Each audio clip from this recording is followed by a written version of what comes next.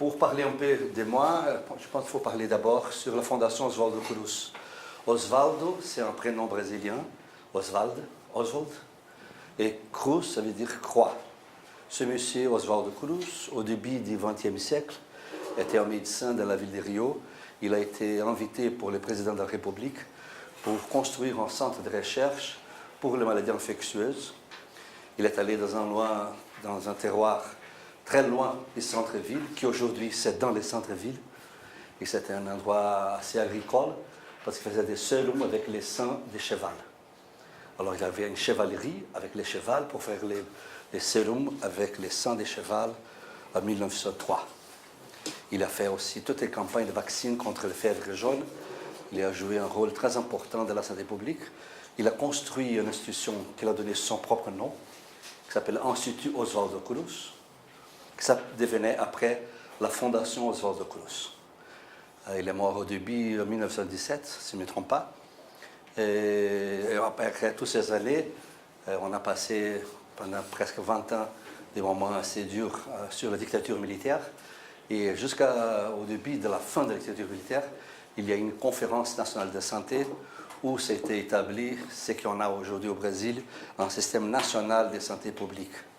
Et Sergio Arouca, c'est le nom du monsieur Arouca, c'est un peu italien peut-être, Serge Arouca, était le président de la Fondation Oswaldo Cruz. Il était le leader de la construction des systèmes de santé publique qu'on a aujourd'hui dans tous les territoires. Et tout ça a été passé dans notre institution. Alors j'ai amené un film que la présidence de la Fondation Oswaldo Cruz a fait pour montrer qu'est-ce que c'est aujourd'hui la Fondation Oswaldo Cruz, qu'est-ce que c'était et ce que c'est aujourd'hui la Fondation Oswaldo Cruz.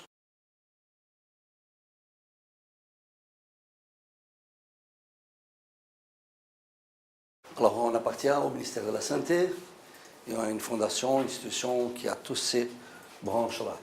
Je me suis permis de faire un petit changement de ma parole, de mon speech, de ma conversation avec vous aujourd'hui, parce que je pensais plutôt que parler sur l'empowerment seulement, il faudrait que je parle aussi d'autres choses aussi que j'ai fait, ce que j'ai fait, que je développe actuellement dans mon centre de recherche, dans mon laboratoire, le laboratoire que je coordonne, qui s'appelle Laboratoire Internet, Santé et Société, dans la Fondation Oswaldo Cruz. C'est l'unique laboratoire qui s'est préoccupé à ce genre de choses. C'est pour ça que je suis ici aussi pour essayer d'établir des contacts, faire des échanges et aussi des projets communs, d'intérêt commun. Je vois que par rapport au livre coordonné par Christine Toer, on a beaucoup de choses à faire ensemble. J'espère. Alors c'est ça. Alors ma conversation, on va voir ces 4 moments et à la fin je vais bien présenter ce que j'appelle une agenda de recherche. Ça veut dire que ce sont les lignes de recherche que je développe en essayant d'inviter toutes vous qui sont présents ici, ceux qui ne sont pas présents, pour qu'on puisse faire des échanges, des projets communs, analyses comparatives, des choses comme ça, n'est-ce pas? Alors, pour introduire notre sujet, je ne sais pas si tout le monde est d'accord avec moi, mais c'est ma vision à propos de ce que c'est l'Internet aujourd'hui, le rôle que l'Internet joue aujourd'hui dans la vie des citoyens dans le monde. D'abord, il faut faire cette question. Quelles sont les principales différences entre la communication traditionnelle et celle exercée par l'Internet? La presse, la radio, la télé, qu'on a vécu. Moi, j'ai 58 ans et j'ai toujours vécu avec ça. Et c'est très étonnant parce que les choses ont bien changé avec l'Internet. Et j'ai suivi un peu ces changements. La première différence, à mon avis, il faut parler sur l'infini. Il y a un infini d'informations. Si tu ouvres un cable TV, un TV à câble, tu vas voir une centaine, une douzaine, ou des douzaines ou des centaines de chaînes, de canaux, mais tu ne vas pas avoir l'infini d'informations. Hein. La deuxième différence, c'est nous qui choisissons. Il y a des fois que je dis que nous choisissons ce qu'on veut voir. Si vous voulez voir ce soir un film de fiction scientifique, tu peux aller au YouTube, tu peux voir des films de fiction scientifique. Ce n'est pas la télé, ce n'est pas les gens de la télé qui décident qu'est-ce que tu veux voir, qu'est-ce que tu veux savoir, qu'est-ce que tu veux connaître. La troisième différence, c'est qu'on peut aussi produire d'informations. On ne peut pas seulement toucher et accéder à l'information, mais aussi produire l'information. La quatrième, c'est qu'on peut aussi partager cette information. Pas seulement produire, comme aussi partager. Alors, ce sont 4 différences qui, à mon avis, posent l'Internet comme un phénomène social tout à fait différent et qui on vit, n'est-ce pas, aujourd'hui. Je suis de 7 ans.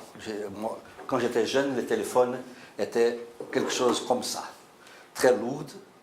Il fallait mettre les doigts ici, 2, 3, ça c'est le téléphone. Quand je parle à mes enfants, mes étudiants qui ont 25, 20 ans, ils ne croient pas. Ils ne croient pas. Ils ne croient pas que j'ai utilisé, quand j'ai fait mon mémoire de DIA en France, une machine à taper qui s'appelait Remington. Il s'appelait Remington Ipanema, qui c'est à la plage de Rio de Janeiro, parce qu'elle était très légère, on pourrait se promener avec elle. Et tous mes collègues en Paris disaient « Ah, comment tu as une machine à taper comme celle-là qui peut se promener avec elle ?» Je disais « Ah non, c'est Remington Ipanema. » On pourrait se promener avec une machine à taper. Ça, c'était il y a 30 ans. Alors, c'est un changement rapide. C'est un changement inattendu. S'il y a quelqu'un ici qui, en 1990, pourrait dire on pourrait être dans ces moments-là, 2017, avec la vie qu'on vit, cette personne pourrait être reconnue comme fou ou comme folle. Irréversible. Cette question d'irréversible, je vous demande ça. Est-ce qu'il y a quelqu'un de cette salle qui peut vivre sans Internet? Peut-être maintenant, quand je donne des cours, il y a des problèmes parce que les élèves n'arrivent pas à tourner, comment on dit, pour tourner off, turn off, fermer le cell, le mobile, pour l'Internet, pour le Facebook. Ils arrivent à être dans la salle et aussi en touchant l'Internet. Ils n'arrivent pas jamais à pouvoir faire rien sans être dans l'Internet. Alors quand il n'y a pas de signal, alors ça c'est quelque chose que les gens ont des réactions absolument surprenantes. Alors ne soyons pas naïfs, n'est-ce pas? Ne soyons pas naïfs parce qu'il y a toujours l'exclusion numérique, n'est-ce pas? Tu vois, c'est la dernière donnée que j'ai, l'Afrique, avec 28% de la population qui ont accès à l'Internet, mais tu as le Brésil, n'est-ce pas, qu'il y a des 5 millions de population et 139 millions d'accès à l'Internet, mais il y a plus de gens qui ont des cellulaires que la population. Il y a des gens au Brésil qui ont 2, 3 cellulaires, 3 mobiles. Mais la croissance est très grande, n'est-ce pas, comparé aux autres pays. Mais à Bangladesh, la croissance est aussi, et aussi à Nigeria. Alors cette exclusion digitale, l'exclusion numérique, est en train de diminuer de plus en plus. Grâce à la convergence digitale, qu'on dit, où beaucoup de technologies d'information et de communication sont arrivées dans les mobiles. La fracture numérique, il y a un problème de revenus, il y a un problème de capacité, de compétences. Et il y a aussi au Brésil, il y a toutes ces discussions liées à l'accès à l'Internet avec un droit de citoyenneté, comme le droit de voter, où on doit avoir le droit d'avoir accès à Internet. Ça, c'est un débat dans les congrès, dans la société brésilienne. Et le deuxième enjeu, c'est l'enjeu de la qualité de l'information. Comme tout le monde peut produire l'information, la mauvaise qualité d'information peut arriver des rumeurs, peut arriver des commérages, peut arriver des mensonges. Comme tout le monde peut choisir qu'est-ce qu'il veut savoir, tout le monde peut partager l'information. L'information est infinie, j'en avais dit ça au début, mais si on lit les livres des Parisiens sur les filtres bubble, on voit que ce n'est pas exactement ça. Qu'il y a des bubbles, qu'il y a des boules qui nous sont mis, où est-ce qu'on a à la fin, on est placé. Et aussi les films des Swollen, qui est avec Oliver Stone, je ne sais pas si vous avez vu, il ne faut pas les rater, s'il vous plaît. Il faut les passer dans la salle avec les élèves, où les informations sont toujours utilisées par les services de renseignement, de surveillance, ou par différentes entreprises. Je n'ai pas posé dans mon Facebook que je suis ici, mais je reçois tout un coup dans mon Facebook des avertissements sur des magasins et des supermarchés, tout ça à Montréal. Mais je n'ai pas posé dans mon Facebook. Ils savent que je suis ici. Ils sachent que je suis ici. Alors ça, c'est un gros boulot, une grosse question, à mon avis. Mais il y a aussi les mouvements, je ne sais pas si vous la suivez, c'est le SaferNet. C'est tout un mouvement d'éducation et aussi de législation pour protéger les citoyens par rapport à l'information. Alors, quand on pense en santé, qu'est-ce qu'on fait pour obtenir de l'information sur santé?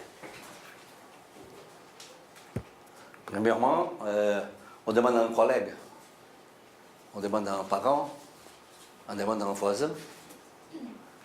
On achète un journal. On achète un journal dans les kiosques. On écoute radio. Non, on écoute radio, non. On regarde la télévision. C'est dans cet endroit qu'on va chercher l'information sur la santé, ou c'est ici? À mon avis, c'est ici. Ce n'est pas seulement nous qui sommes dans notre salle, ici, dans ce moment, mais tous les gens qui ont accès à l'Internet, actuellement dans le monde, vont en première place au Google pour se demander sur un médicament, sur un problème de santé, mal au dos, à la tête, avec n'importe quel problème. Et comme ça, les gens accèdent à l'information, ou alors avec les Facebook, parce qu'il y a aujourd'hui plusieurs Facebook qui sont à peu près fermés pour les gens qui ont certaines maladies. Alors il y a le Facebook pour les gens qui sont dans la tuberculose, il y a des Facebook pour les gens qui ont des problèmes avec la pression ou n'importe quoi. Alors les gens commencent à partager des informations et c'est devenu ce personnage social que je trouve tout à fait important et que c'est un peu le centre de mon projet de recherche, c'est le patient expert. J'ai appris quelques blagues sur le patient expert. You have to learn about thousands of diseases, but I only have to focus on fixing what's wrong with me. Now, which of us do you think is the expert? Or I've looked up my symptom on the internet and I think I've got all these life treatments illness. And then I already diagnosed myself on the internet. I'm only here for my second opinion. So, ça c'est le grand changement sur cette balance. Il y avait une balance, une relation asymétrique entre les médecins et les patients et les citoyens. Les médecins qui savaient tout ou presque tout, et les patients et les citoyens qui savaient rien ou presque rien. Et il y avait une relation, un rapport de pouvoir entre les médecins et les malades et les citoyens.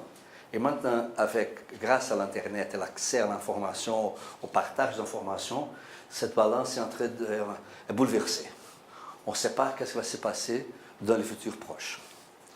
Il y a des gens qui disent que l'autonomie, l'autorité, les prestiges des médecins ne seront pas les mêmes.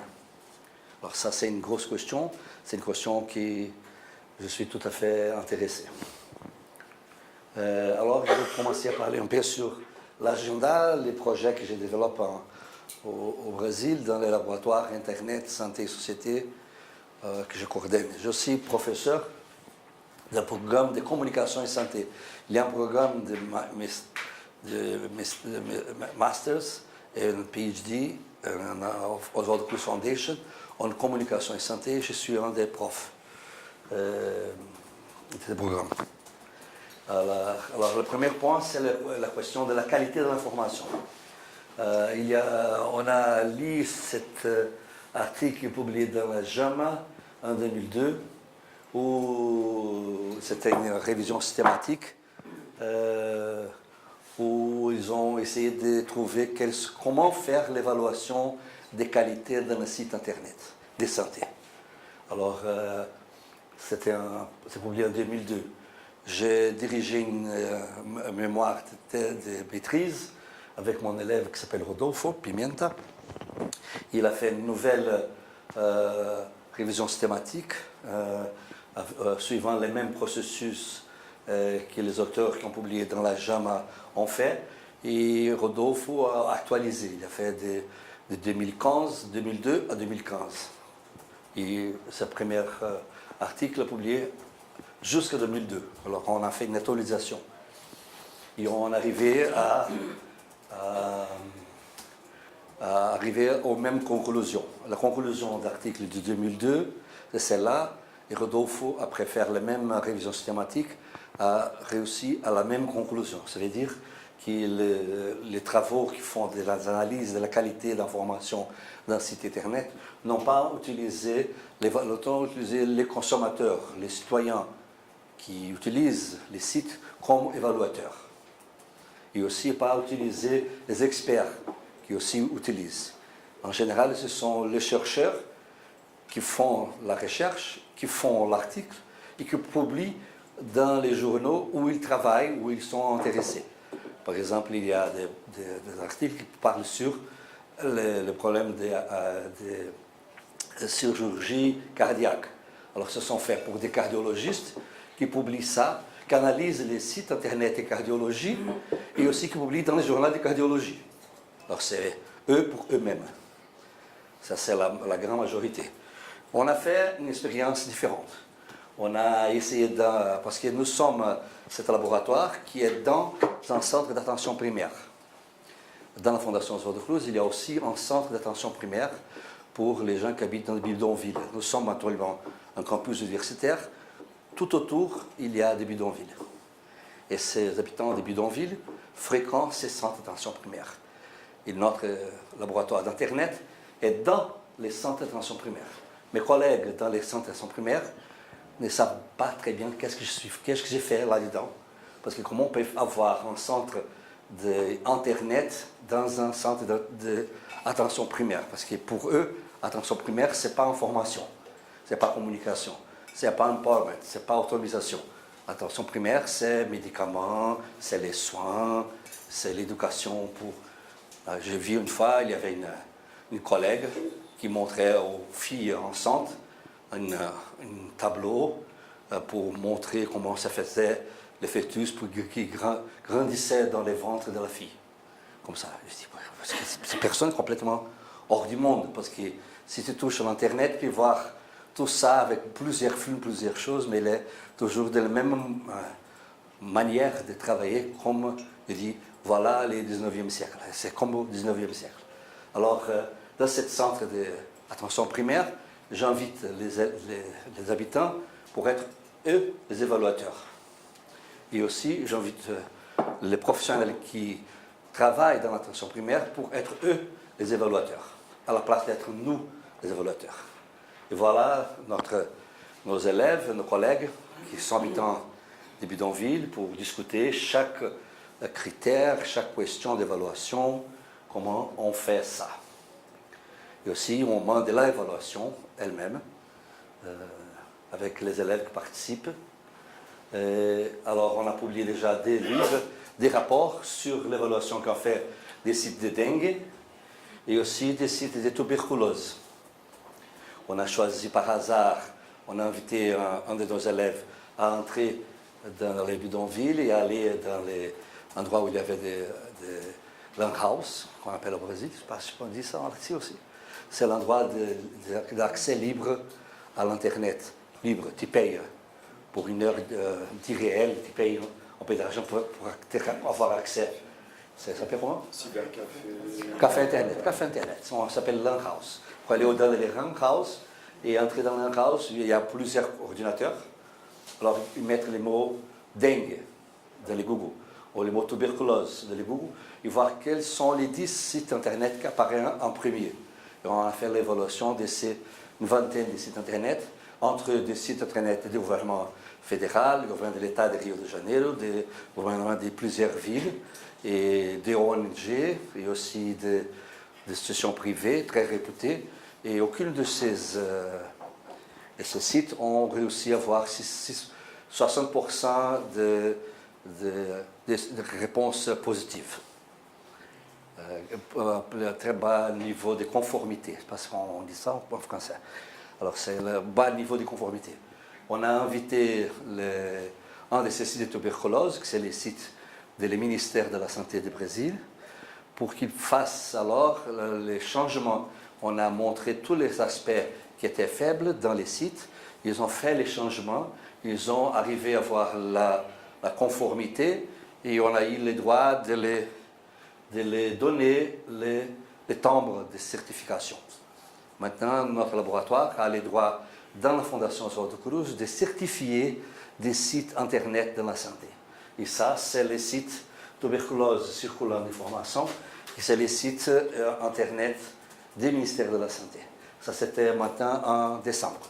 Le 14 décembre, on a fait une réunion pour lancer les timbres Serge Arouca, avec le visage de Serge Arouca. Alors, c'est les timbres de qualité de certification, comme le Home Code qu'il y a en Suisse. Nous avons fait notre code. Si vous voulez, on peut parler un peu plus de détails sur tout ça. Alors, l'autre axe de recherche, c'est aussi la vie dans le Facebook. On a déjà publié trois articles, ils sont tous celui-là, celui-là, on peut le trouver en anglais, mais ces deux, malheureusement, non.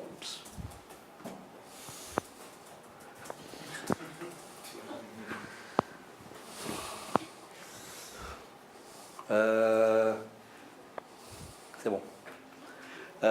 Ça, c'était une élève de nutrition on a vu l'anorexie comme style de vie dans un site. Et aussi ça, c'est par rapport au site internet officiel Rio sans homophobie. Et ça, c'est le dernier qu'on a utilisé 3 Facebook avec des groupes de gens avec sida, de la diabète et de l'hépatite C. Ce sont 3 maladies chroniques, alors comment c'est la vie dans ces communautés.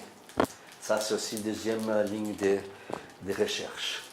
À venir, ça veut dire les choses qui sont en train d'être faites. C'est un élève de doctorat qui vient de finir une thèse de doctorat sur la vie de gens qui ont des chroniques rénales, qui reçoivent et changent le sang 2-3 fois par semaine. Et ils sont ensemble dans la salle, et aussi sont ensemble plus tôt et beaucoup de temps dans les Facebook. Et c'est très intéressant la manière qu'on a fait ce travail.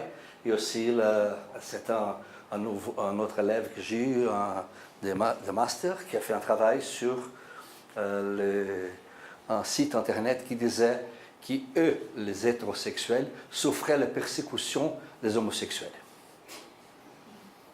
Alors, c'est ça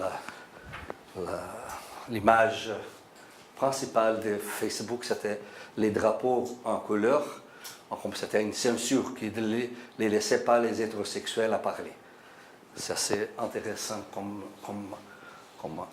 sujet. L'autre processus, l'autre axe de recherche, c'est sur les enfants. Les enfants qui naissent, sont nés surtout dans ce siècle-là, qui ont maintenant 17, 15, 17 ans, qui ne connaissent pas un autre monde par rapport au monde dans l'Internet. Il y a plusieurs livres écrits là-dessus, qu'ils appellent Born Digital. Ça veut dire les gens qui sont nés dans ces mondes-là. Alors j'essaie de faire ça avec les gens qui habitent dans les favelas autour de la Fondation Oswaldo Cruz. On a déjà publié des articles là-dessus. Et maintenant, nous sommes en train de faire, on a fait déjà la recherche, mais on n'a pas fini, on n'a pas publié. Ça, c'est l'école qui est trouvée dans les favelas, à côté de la Fondation Oswaldo Cruz. Et ça, c'est un des lycées les plus riches de Rio. Parce qu'à Rio, il y a plusieurs lycées qui sont privés, extrêmement chers. Et on a fait une quantité de questions. On a posé les questions pour ces jeunes gens et aussi les mêmes questions pour ces jeunes gens pour voir les différences des réponses. Ça, on est en train de travailler. Et aussi, on a développé cette année un cours sur des compétences de santé. Ça, ce sont des photos de la favela de Manguinhos, qui c'est tout à côté de la Fondation Oswaldo Cruz. La police, il y a une situation sociale de violence très, très forte. Et ça, ce sont les objectifs des cours, de promouvoir le développement des compétences, la créativité, l'autonomie et la résilience. On a ici 20 élèves des secondaires publics et utilisant les outils de l'Internet. Voilà les élèves. Et ici, c'est Laetitia et Rodolfo qui sont des élèves qui travaillent avec moi et qui ont été les professeurs de ces jeunes gens qui sont là. Et aussi, on a un travail continu, permanent, d'alphabétisation numérique.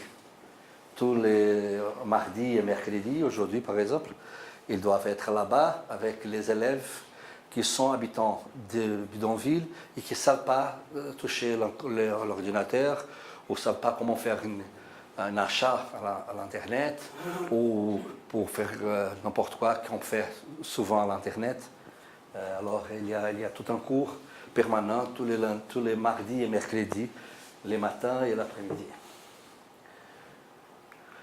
Et aussi, ça c'est le 5e axe de travail, c'est la profession médicale. On a publié cet article qui peut être trouvé en anglais aussi, qui c'est l'article qui discute le futur de la profession médicale.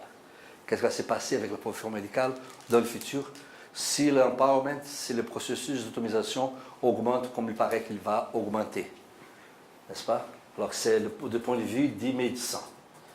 On a fait une analyse bibliographique avec des journaux américains et on a essayé de trouver aussi, en utilisant la référence d'Elliot Friedson, qui c'est un sociologue américain qui travaille sur la sociologie des professions. Et aussi, maintenant, on est en train de voir l'autre côté, le côté des patients. Ça, c'est la mémoire de maîtrise que Laetitia, que je vous avais montré, vient de soutenir là jusqu'avant mon départ. Je suis parti samedi et elle a soutenu vendredi, exactement à la veille de mon départ. C'était aussi une analyse bibliographique et quand j'avais pensé de venir ici parler et vous parler, je pensais de parler seulement sur ce dernier travail de Laetitia. Mais j'ai dit non, je vais profiter de parler de façon plus large sur d'autres choses parce que peut-être il y a des choses qui peuvent intéresser les gens ici, mais il y a d'autres choses qui peuvent intéresser d'autres gens. Et je vais bien établir des échanges avec vous. Alors, le travail de Laetitia, c'est en réalité en début. Ça, nous sommes en train de commencer à faire une recherche pour essayer de discuter cette question-là. Quelle est la relation entre la production, l'accès, les partages d'informations de santé sur Internet et l'automatisation des individus ou des collectivités? Ça, c'est une question pour nous très importante. Alors, d'abord, cette question, ça peut redoubler en 3. L'automatisation, comment peut-elle être définie? Automatisation, comment peut-elle être mesurée? Automatisation, quelles sont ses conséquences? Alors, le travail de Laetitia, elle a essayé de répondre à ces 3 questions en allant sur sites directs, en faisant des recherches bibliographiques. On a arrivé à trouver une vingtaine d'articles et on a fait une analyse sur ces articles, comment ces articles ont pu répondre à ces 3 questions. Alors, l'automatisation, il y a des articles qui parlent sur l'automatisation d'un point de vue plutôt individuel, d'autres qui parlent sur un point de vue plutôt collectif. L'individuel, Il y a toujours lié à une idée d'un sentiment de contrôle des processus de prise en décision au sujet de leur état de santé. Et l'autonomisation collective a toute une idée d'émancipation et de transformation sociale. C'est ce qu'on peut appeler le patient advocacy. Pour être mesuré, un des articles qui fait beaucoup d'efforts pour essayer de mesurer si la personne est ou pas devenue un patient expert en allant au Facebook, aux participants de Facebook ou d'autres moyens. C'est cet article qui est publié par ces 3 personnes qui sont de l'Institut de Health Organization de l'Université de Nottingham, en Angleterre. Elle a fait un ensemble de questions. Une des questions qu'ils ont utilisées, ce sont ces questions-là. Quand dans les groupes vous encouragent, vous partagez vos soucis et vos craintes avec d'autres membres, quelqu'un ou quelques messages dans les groupes vous montrent un côté positif de vivre avec la maladie. Alors, il fait une échelle de 5 points dans le Likert Scale pour que la personne réponde. Alors, comme ça, on peut voir dans quel niveau elle a attendu. Il y a l'autonomisation comme conséquence. Il y a l'autonomisation individuelle et aussi l'autonomisation collective. Alors, l'autonomisation individuelle peut être liée à plus d'optimisme, à des meilleures attentes pour l'avenir, ou la croître de la capacité de faire face aux adversités de la maladie et au réduire l'isolement social et les sentiments de solitude. L'autonomisation collective, il y a l'engagement communautaire, il y a la constitution d'identité collective et aussi l'activisme.